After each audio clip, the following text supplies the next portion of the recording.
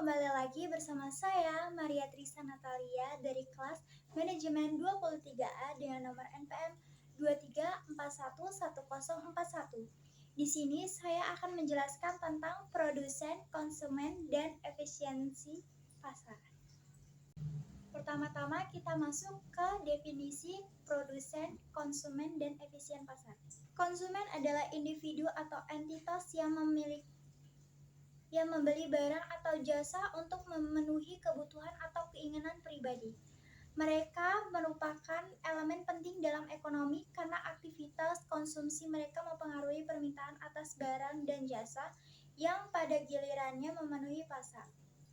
Produsen adalah individu perusahaan atau organisasi yang terlibat dalam proses produksi barang atau jasa.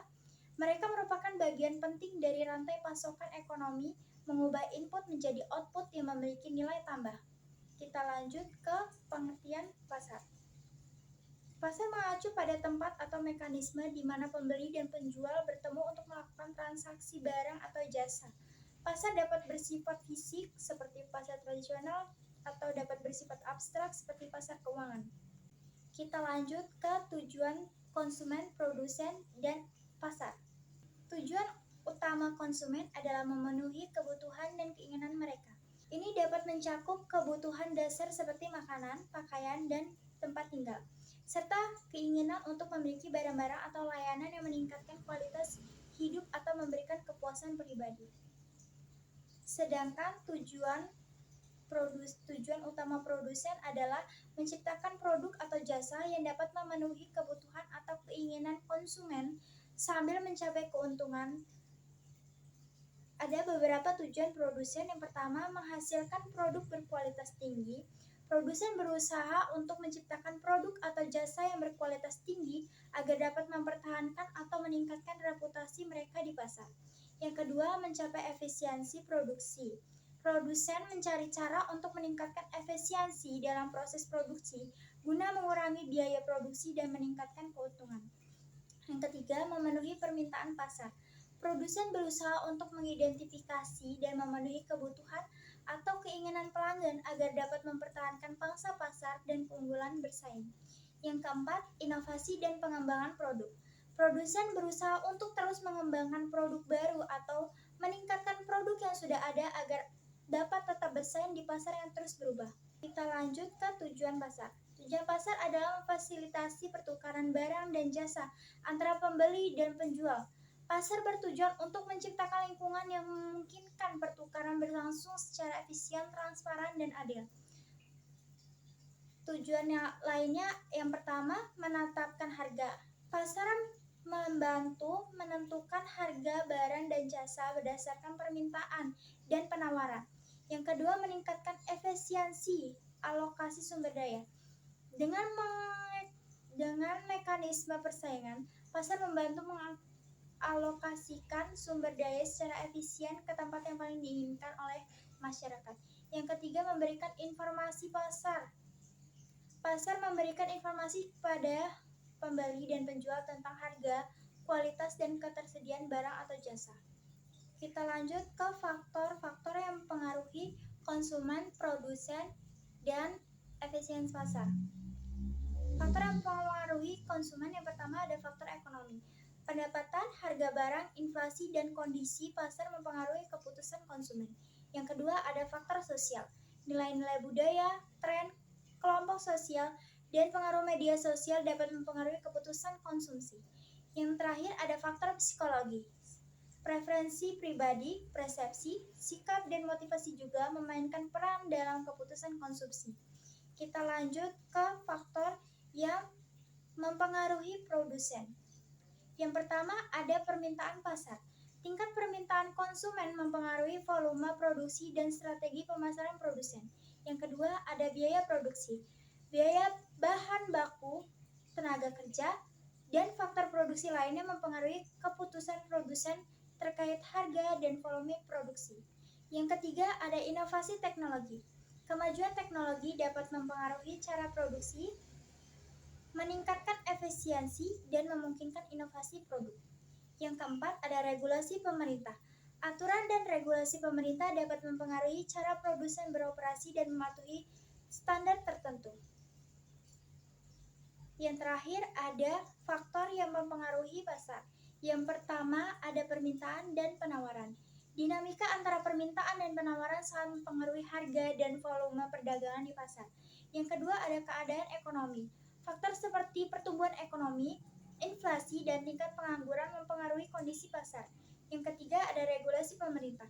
Kebijakan dan regulasi pemerintah dapat mempengaruhi cara pasar beroperasi dan memberikan perlindungan terhadap konsumen. Yang keempat ada inovasi teknologi. Perkembangan teknologi dapat mempengaruhi cara pasar berfungsi, terutama dalam hal perdagangan online dan otomatisasi. Kita lanjut ke jenis-jenis konsumen, produsen, dan efisien pasar. Jenis konsumen. Yang pertama, konsumen individu. Orang-orang yang membeli barang atau jasa untuk digunakan sendiri atau untuk kebutuhan keluarga mereka. Yang kedua, ada konsumen bisnis. Perusahaan atau organisasi yang membeli barang atau jasa untuk digunakan dalam operasional mereka atau untuk dijual kembali. Yang ketiga, konsumen pemerintah. Entitas pemerintah yang membeli barang atau jasa untuk keperluan publik atau operasional pemerintah. Kita lanjut ke jenis produsen. Yang pertama ada produsen barang, menghasilkan barang fisik seperti mobil, pakaian, atau perangkat elektronik. Yang kedua ada produsen jasa, yang menyediakan layanan seperti perbankan, konsultasi, atau transportasi. Yang ketiga ada produsen industri, terlibat dalam produksi barang-barang yang digunakan dalam proses produksi lainnya. Yang keempat ada produsen konsumen, menghasilkan barang dan jasa untuk konsumen akhir. Kita lanjut ke jenis pasar. Yang pertama ada pasar kompetitif. Banyak pembeli dan penjual produk serupa dan tidak ada pengaruh tunggal yang signifikan. Yang kedua ada pasar monopoli. Hanya ada satu penjual yang mendominasi pasar. Yang ketiga ada pasar oligopoli. Hanya beberapa penjual besar yang mendominasi pasar. Yang keempat ada pasar monopsoni. Hanya ada satu pembeli yang mendominasi pasar. Kita lanjut ke efisiensi pasar.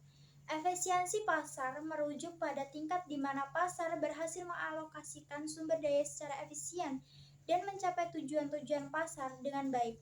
Pasar yang efisien cenderung menciptakan kondisi di mana harga mencerminkan nilai sebenarnya dari barang atau jasa, dan sumber daya dialokasikan secara optimal.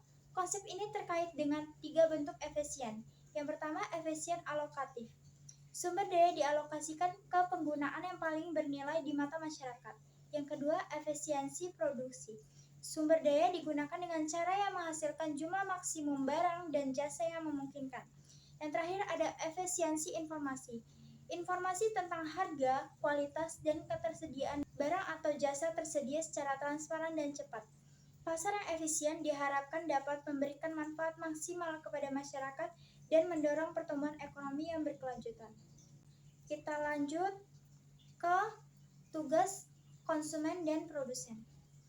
Tugas konsumen yang pertama, memilih dengan bijak.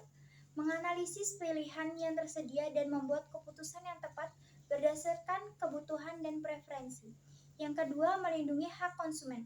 Memahami hak-hak konsumen seperti hak untuk informasi yang jelas dan hak untuk produk atau layanan yang berkualitas. Yang ketiga, berpikir kritis. Membandingkan barang atau jasa, mempertimbangkan konsekuensi dan pembelian tersebut, dan memahami dampaknya terhadap keuangan pribadi dan lingkungan. Dan yang terakhir, menjadi konsumen yang bertanggung jawab. Memahami dampak sosial dan lingkungan dari keputusan konsumsi mereka, serta memilih produk yang ramah lingkungan atau yang diproduksi secara etis. Melalui pemahaman dan pelaksanaan tugas-tugas ini, konsumen dapat berkontribusi pada berlangsungan ekonomi yang sehat, memperkuat hak-hak konsumen, dan memilih dengan bijak dalam menghadapi berbagai pilihan konsumsi. Kita masuk ke tugas produsen. Yang pertama, merancang dan mengelola proses produksi. Memastikan efisiensi dalam mengubah bahan baku menjadi produk jadi. Yang kedua, mengelola sumber daya.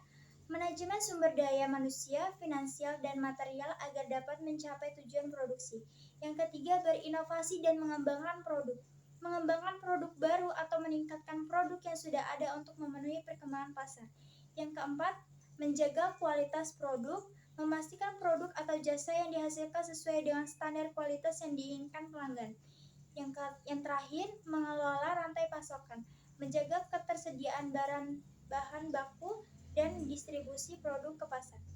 Melalui pemenuhan tugas-tugas ini, produsen dapat mencapai tujuan mereka, mempertahankan daya saing dan memberikan kontribusi positif terhadap pertumbuhan ekonomi. Sekian materi yang dapat saya sampaikan. Apabila ada kesalahan atau kekurangan dalam penyampaian materi, saya mohon maaf. Sekian, terima kasih. See you guys.